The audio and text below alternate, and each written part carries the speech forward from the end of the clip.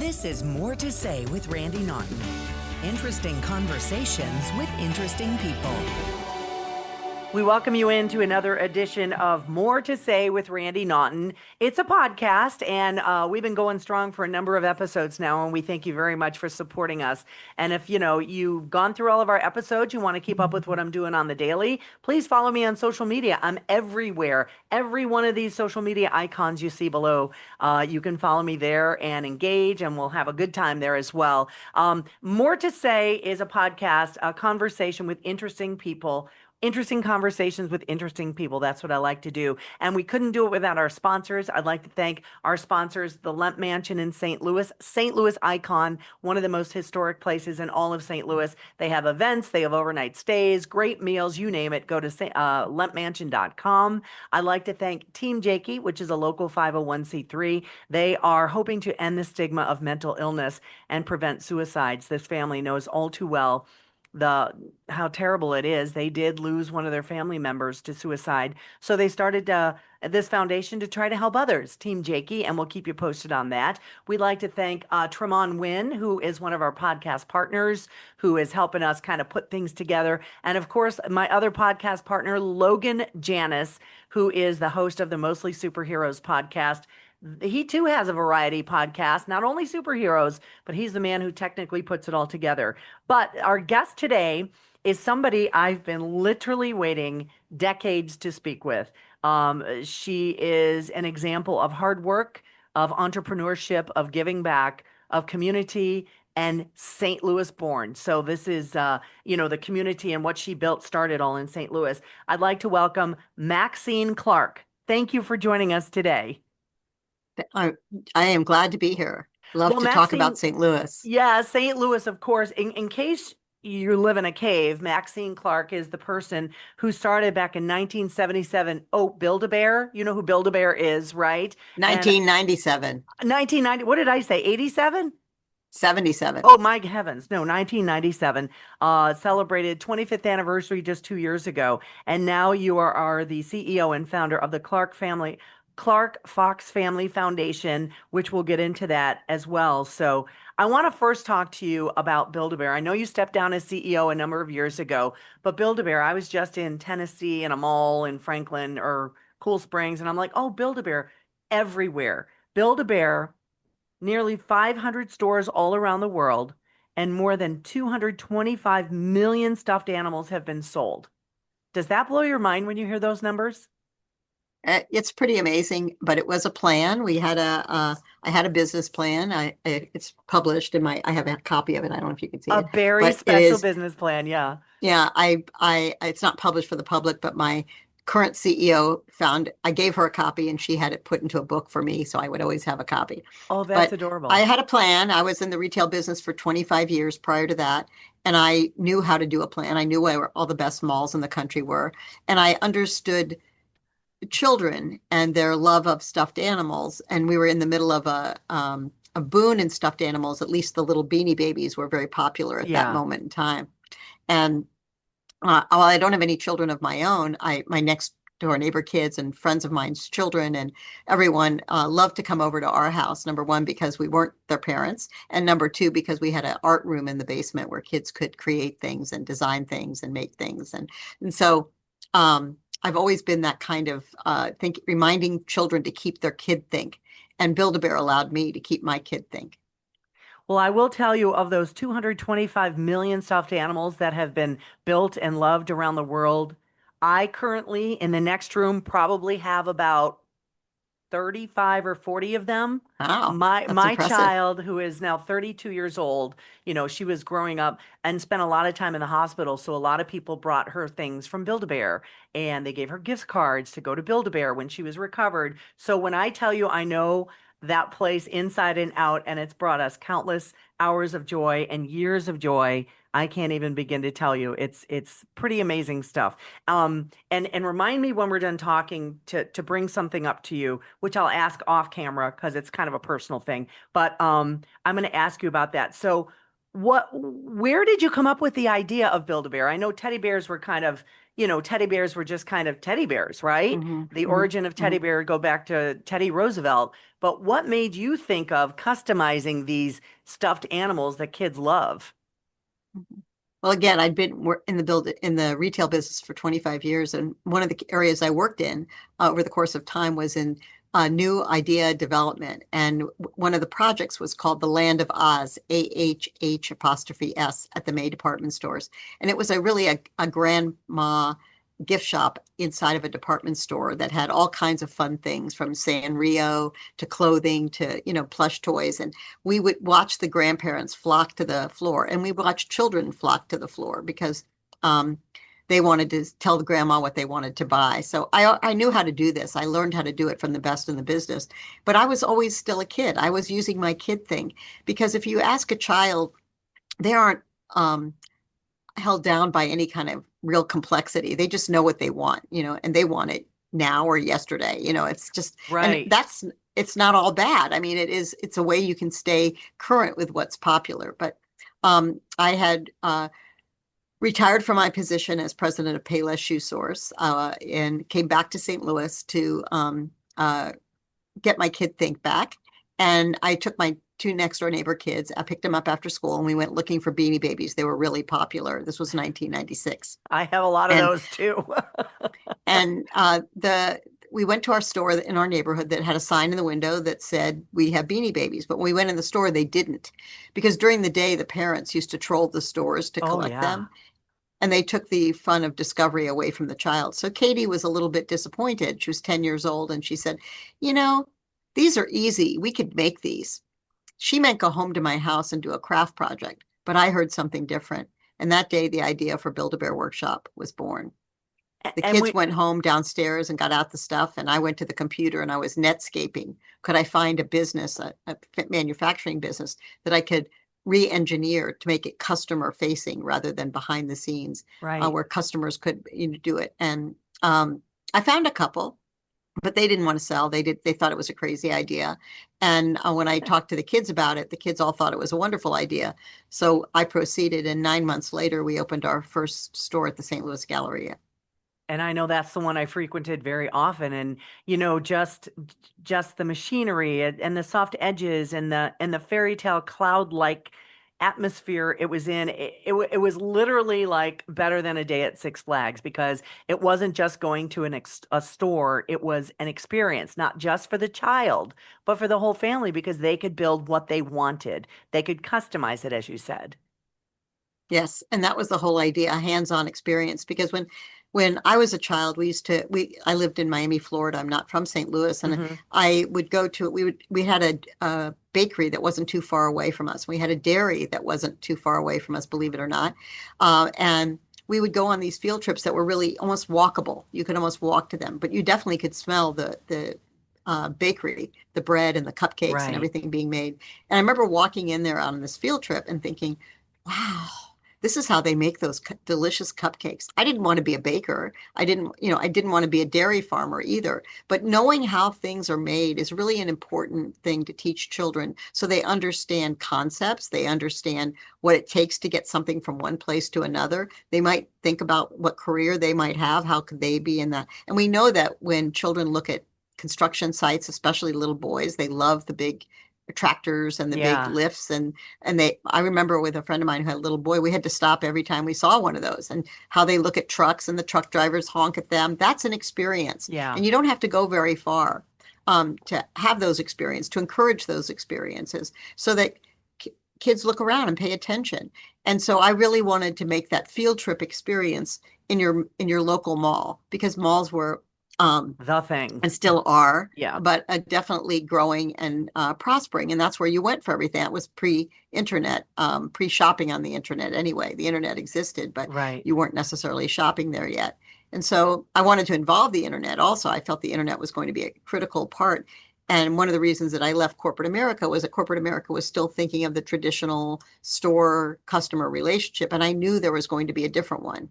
And I just, in my heart, wanted to be a part of that. I didn't want to be old hat. I wanted to be new hat. And again, my kid think. And if we ask kids about it, they'll tell you exactly what they think. And we got a lot of really good ideas from children and engaged. In fact, our first board of directors was children.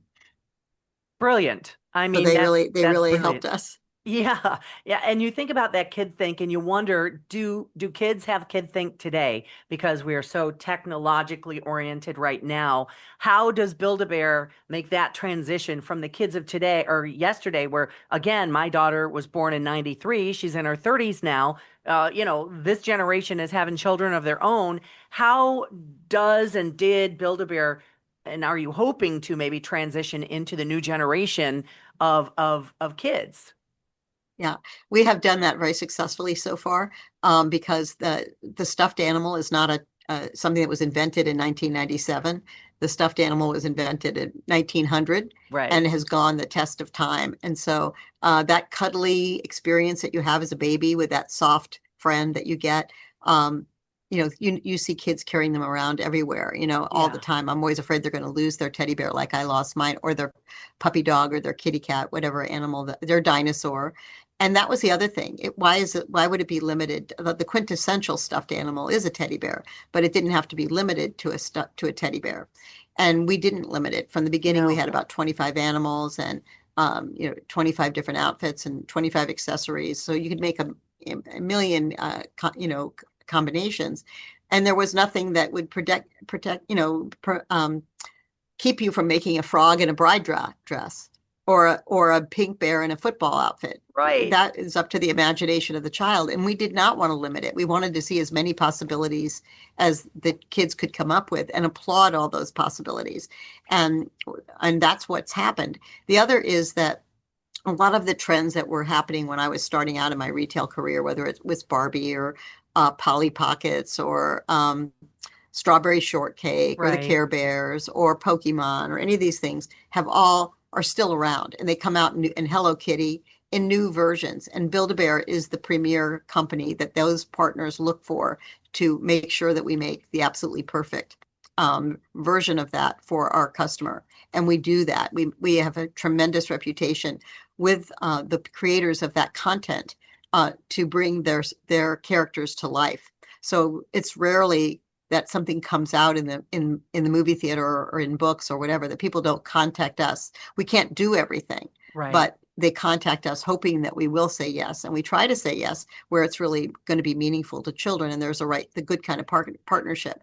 So that's why it's relevant, because kids they still remember their Hello Kitty. They still remember their My Little Pony. They still remember their first Pokemon. And those companies are constantly inventing, and we want to be part of their invention. We want to be part of their creativity and them thinking about us and including us. Sports is really obviously an Yeah. incredible I was going industry. to bring that up. You've partnered with sports teams and sports leagues where like you can get a Build-A-Bear at Busch Stadium at a Cardinals game now, which I love. Yes, it's wonderful, and we love that too. And we have partnerships with the NFL, the NBA, all of those, and they're able to buy those in the appropriate store in your neighborhood. It has the neighborhood version of that, and online you can get just about anything that you want. And so there's something for everyone in sports, in the movies, in the arts. Or just using your imagination to make the perfect bear and record your voice inside that bear. That's another thing that we were able to do. Um, Very early on, I think in our second year of business, had this, we always had sound, but they were pre-recorded. Then we were able to partner with an inventor to make this sound that we could put in. He was making them for greeting cards, that Right. you could record a message at a greeting card, but he made it so that we could record the message at our store and Oh, put it I've inside seen the bear. some very emotional videos of people who have listened to a bear or an animal built at Build-A-Bear with their deceased loved one's voice in it. And it's Yes. like, oh, some of those videos are amazing. Yeah, and now we have one.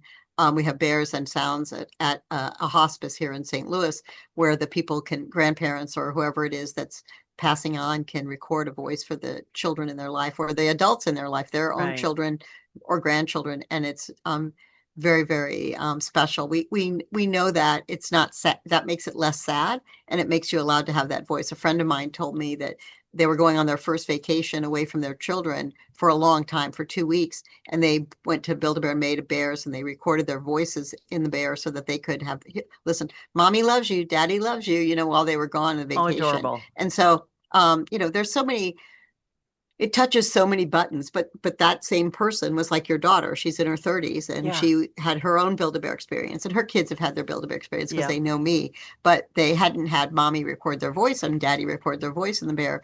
And so I think that there's all those ways that we haven't even invented yet. Actually, our customers invented them.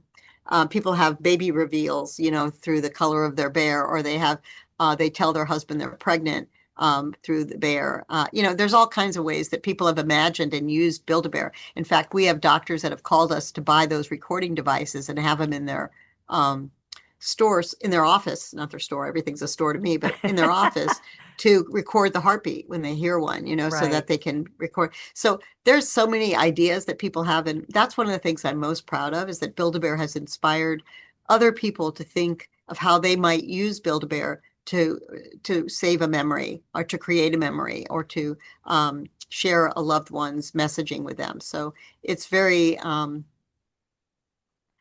how many people have started a company that does that, and a No, very I don't successful know. company? Yeah. Yeah, very successful. So Walt Disney, some people I'm really proud to be associated with, like Walt Disney, and many, many toy inventors, the people that invented the Hasselfeld family of Hasbro, and many, many, many other thousands of wonderful, lovable toys. Right here in St. Louis, we have Dan Lauer, who invented the water babies. And Right. when I was the head of merchandising at Venture Stores, we were the first ones to test it here in St. Louis, and now they've sold millions of those dolls. So I'm always willing to listen to an inventor, and whether it's of a toy or of a scientific experiment that could change our world. And I really feel that Build-A-Bear, that sounds like a bold statement, but I really believe we did change the bear world and the human world, one teddy bear hug at a time, and I don't disagree making it with that. special for people. So that is why we're still highly relevant. I think we always will be, but especially during, times that are changing, people want something that harkens back to a safer time, or something they had more control over, and they can hug that teddy bear whenever they want. Absolutely. Rise energy strips. And you're like, Rise? I've seen those. I've heard of those. RIIZE, and the chief medical officer with Rise Health Strips, with the energy strips. And this is Dr. Joe Molesky. And you're like, I know that guy. And he's going to tell us all about it. Thanks for having me, Randy. Really, what Rise is, or riseup.com, we are a supplement company, but we're different because we provide a different method of delivery. And that method of delivery is a strip. So I'm sure you guys heard of like the Listerine strip or the breast strips, that we put other vitamins and nutrients inside there, like B12, energy. We make it reasonably priced compared to some of the pill versions, or just figure out how much Starbucks coffee or an energy drink costs. I mean, those are $5-6 a piece. So we make it reasonable, we make it convenient, we make it for you. It is Yes. RIIZE, riseup.com, if you want to get in on this latest craze in supplement delivery system.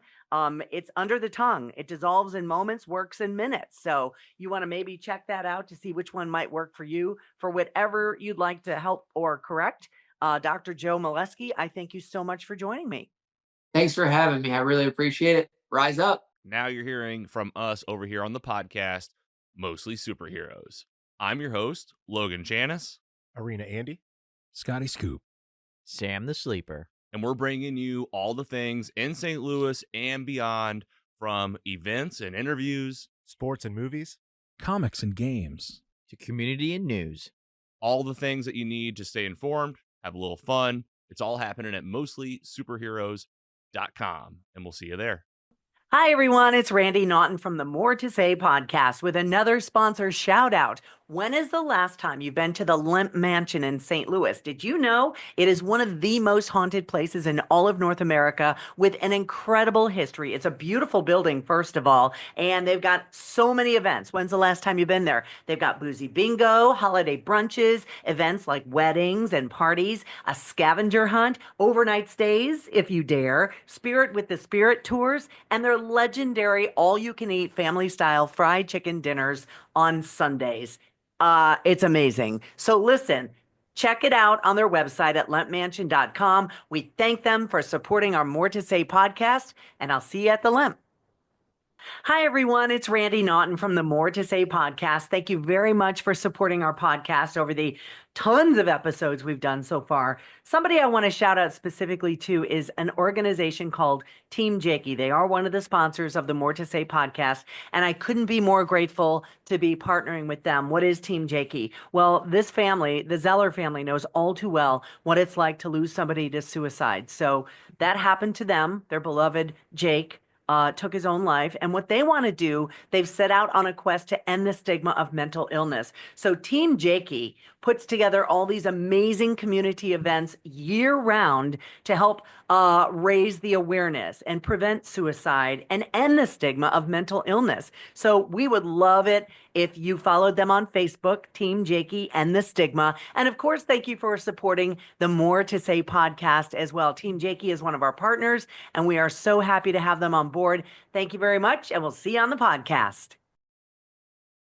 And I know you stepped down as CEO in 2013 from Build-A-Bear, and you're on to another venture, which we'll get to here in a second. But you talk about the evolution of Build-A-Bear, how far it's come.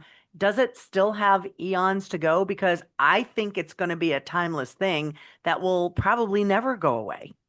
Yeah, I hope so. And luckily, for me, not really just luck, it was a plan, but I started Build-A-Bear when I was 48 years old. So I was no spring chicken. And I knew that I had many other things on my platter that I wanted to do. And so it was important to have the right successor. And I was fortunate to be able to participate in selecting that successor. The next one or the next one after that, I may not have much say unless I'm, well, maybe I will as long as I'm still on the planet. But it's really important. It's a special person that has the business acumen and the love of make believe and imagination and curiosity, and the people that work in your company and the people that come into your stores. And Sharon Price John is a fantastic leader of our company. And while the company's had its ups and downs during recessions and Right. during good times and bad, we can weather the storm because we are a successful company with good financial backing and teams that manage all of that financing. We're very fiscally responsible, and have been over the years a good investment. So I think that we will be here for a long time. As long as I'm on this planet, I'm not letting it go for sure. And I get to play a smaller part, but still a part in the company every day. Which is not to say that you've stepped down and now you're just a lady who lunches. You're extremely busy still. You are still actively involved in the St. Louis community. I want to talk about the Clark Fox Family Foundation here. You're the CEO and founder of that right now. Why did you decide to stay in St. Louis with Build-A-Bear? Why did you decide to keep it here? And why did you decide to start the Clark Fox Family Foundation here, keep it in St. Louis? Well, What is it about St. St. Louis. Louis? Well, St. Louis is a great place to live. When I moved here, I was transferred here in 1976, and I thought I'd be here for 2 years, but I fell in love with the town. I bought a house in historic Lafayette Square. I love history. I was able to be like 5 minutes from work. I worked in the beautiful Railway Exchange building, which was a historic building. I wish it was still in its beauty, but it's not, Yeah. but hopefully it will be someday. And um, I worked in a great company where people mentored me and taught me and allowed me to ask questions, allowed me to dig into things I thought were possible. I believe in the possible, and it's hard to tell me no, because if you do, I'm gonna probably dig in more and take it as far as I possibly can. But that's my tenacity. So I loved being in St. Louis. I met my husband here. He had his own business. We were both started in the retail business. He had his own business. We're both consumer oriented, wanted to deliver a great customer experience all the time because we like to be treated well. It's not so much how much money you're spending, but that every customer is a value. And we both thought that about everybody that we came in contact with, whether it was somebody who was serving us in a restaurant or somebody that was cleaning our room at a hotel. It didn't matter to us. Those were all people that we Right. wanted to engage with. And so when you do engage, you learn a lot. And you learn that we have more in common than not. And so that was what I built on. But I wanted to from the success of Build-A-Bear, which came from St. Louis. I mean, St. Louis is a great place to start a company because if I'd started in LA or New York, I wouldn't have known whether it would have been as successful in the Midwest. But when you start in the Midwest and it's a blowing out the door success, and so many people who came to St. Louis to take their children to college at Washington University or came to meet with companies in St. Louis, came to the Galleria and saw Build-A-Bear and wanted to be a part of Build-A-Bear, would send us notes. Can we franchise it? Can we? So they helped spread the word too. But I knew that St. Louis was the place for us to be. It was where I wanted to be. And how could we use this as another great reason for St. Louis to be a successful entrepreneurial community? So we've been doing that for the almost nearly 30 years that we've been in business. And that through our foundation, which supports entrepreneurship, education, immigration, and healthcare. And so we're really, and criminal justice reform, all of those things are social determinants of health. You know, they are under the rock of poverty, and how can you change outcomes for people, not just in St. Louis, but in the world. But we focus on St. Louis. And we, my husband and I, divide and conquer and work in all of those fields. And every day a new idea crosses my desk. You can't do everything, but you can connect them to people who can do it. Right. And they are connected. There is no one solution to the challenges that any city like St. Louis, especially a Midwestern city that may have gone through many evolutions in its economy, no one can solve it. There's no magic bullet. It's going to take a village, and it's going to take years, because it took years to evolve to where we are today. And it's going to take years to evolve to its next place in society, especially after the recent tornado here in St. Louis. And the background and you're it in takes- front of, it says Delmar Divine, and that was like right in the epicenter of where the tornado hit. What about your offices and the things in the area where you are along Delmar? How did you fare during the tornado? Well, we actually did okay. We had some damage. We had some air conditioning units that flew off the roof, and a few windows that were broken, but overall not much compared to other people right around us, a block south or a block north of us, or multi-blocks north of us, the way it turned. But it went straight down Delmar, and it destroyed a lot of things on Delmar, but east of us. And we've all been working very hard in the last month or 6 weeks now to bring everything back to some kind of normalcy, first clearing the trees. But the devastation of historic properties that will never be the same, it's a question: do you bring it back to what it was originally, or do you bring it back to what it was most recently? There are lots of questions, and I'm working on some of those solutions as we speak. Oh, I bet every you day are. there's a meeting about how do we do this and how do we pull together. And I'm not in every meeting for sure, but lots of people are very interested in this opportunity that we have. It's so hopefully once in a lifetime opportunity. We don't need more tragedy. We had a flood a few years ago that damaged our building pretty significantly, and we had just finished it. We had to reboot, but this was a hospital, and it cared for people, and it has ghosts here. I mean, I know it sounds crazy, but they look out for us, and they have actually been protecting us pretty much from the outside elements that would want to harm us, and make it so whatever damage we've had, it's been modest in those times, and we had the resources to go and manage back to almost perfect. So we have some roof damage, and we're waiting for the roofing company to come, but it's not going to let rain in or anything like that. That came from when the air conditioners were dislodged and they little holes. And so we had a few offices that got some water in them, but nothing that couldn't be repaired quickly. And we were able to get that done so we could help others. And we were within days, bringing people here, having this as a center of a centrifugal force of people that work here, the 30 some plus agencies that work here, coming together for the community, being allowed to, having a safe space to work, to bring people, to provide food, to provide basic necessities, and then to think, to really put their brains together to say, okay, what do we do? Step 2, step 3, step 4. And every day I walk by a meeting room, and I know that's what they're working on, and it just warms my heart. It would warm everybody's heart. Yeah. And why the Delmar Divine has been successful also is because it didn't just come from my brain. It was motivated probably by the episode that Michael Brown in 2014 that he unfortunately gave his life for, but it taught us all a lot. and we've been working together towards a different St. Louis since then. And I wanted to bring all those agencies that were working on his behalf together in one place so we could work together better than we were working before. We have so Right. many nonprofits, and also bring needed services to the community. We have a bank now. We didn't have a bank. We didn't have a urgent care or a pharmacy. We didn't have financial service. We didn't have a restaurant over in this part of town. So now people come from all over St. Louis to this building, about 1,000 people every day. We have apartments, people that live in the apartments, about 250 people live in the apartments in phase one.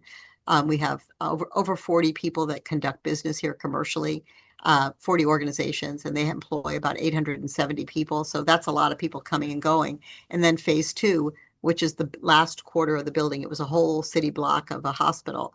The nursing school and the maintenance office and the kitchen and the gymnasium are all going to be, we're starting construction in a month or so, and we'll be open next year. We'll have 81 more low-income apartments that are going to be beautiful. We build high quality at an affordable price, but that's the other part about this. I always say, well, this isn't fancy. And the people that come here say, this is fancy. But it isn't, it isn't really. I've been in very fancy offices, before, with lots of leather and gold and, wood paneling, and this isn't that. But it's what we need to be kumbaya for St. Louis.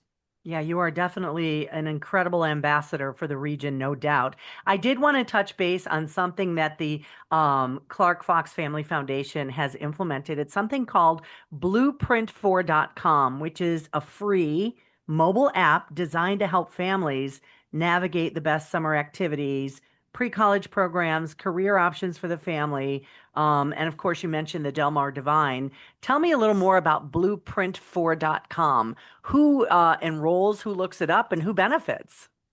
Yes, well, that came also from my time sitting in Ferguson when Michael Brown was killed, and talking to young people, just sitting there mourning alongside them and listening to them. And it was summer, it was August. And I said, what did you do this summer? And they said, nothing. We never do anything. There's nothing to do over here, that kind of.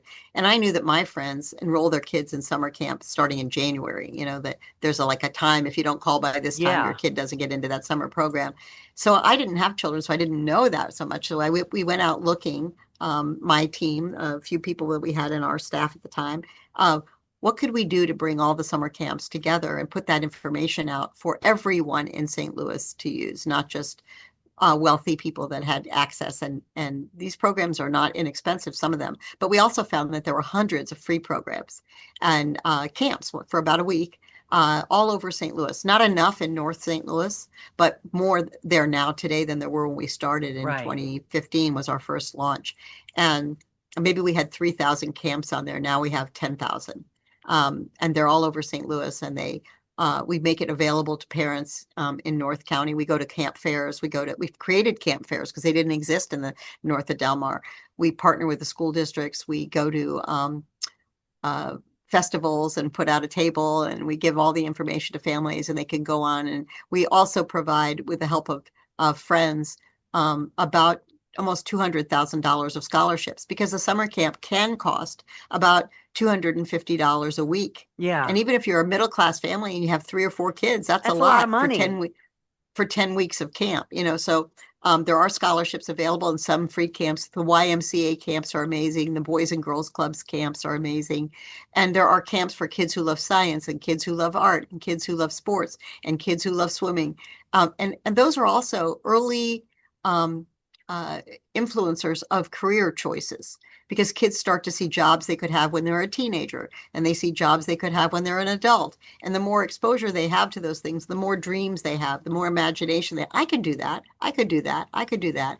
And so it's all works together. There's not one, answer to any of our societal issues. There are multiple answers, but some people in our community just weren't getting access. It didn't mean that they couldn't access it if they knew where it was, but they didn't know where to find that information. Exactly. And they didn't have any idea that there were 10,000 and that there were maybe 3,000 in their own area that they could go to. So we've really worked with all the summer camps. We bring them together. We have awards for them. We have we go out and meet at the summer camps. We have a team of 2 people that works exclusively in our family foundation on the summer camp program. They're amazing. And we have a lot of volunteers that help us as well. But the school districts are terrific to disseminate the information. We're on their team. We're on that team so that children in the summertime are getting are safe and enjoying the summer and learning, whether they're learning swimming or they're learning more reading. We also have developed a program alongside some of our partners here at the Del Mar Divine to infuse literacy into the summer camps for like a half an hour a day or an hour a day, depending on the summer camp, where the kids can sit down and read and get access to books and take those books home with them, because we have a challenge in the state of Missouri, but particularly in St. Louis, with kids loving and having access to reading skills by the time they're in the third grade that are excellent. And we want them to have that. So we're working on that too. And when you have fun, to me, reading was my most fun thing to do. Yeah. I want other kids to, and we work with a lot of other partners on that. It's not us doing that. We just make the platform available and disseminate it to the camps. And we have a lot of fun. This is fun. I mean, this is not work.